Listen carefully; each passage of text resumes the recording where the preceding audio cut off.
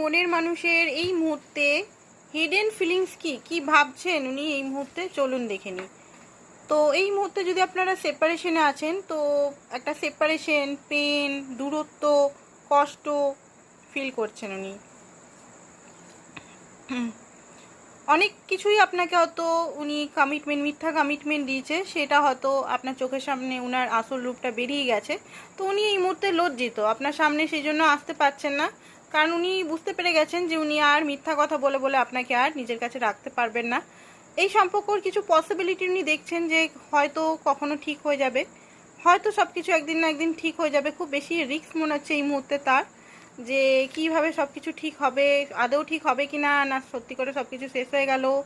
একটা মানে জাজমেন্ট এনার্জির মধ্যে আছে, ইলিউশন, বুঝতে পারছে না, একটা মানে টাওয়ার মুভমেন্ট, এরকম সাইলেন্ট হয়ে গেছেন আপনি মনে হয়।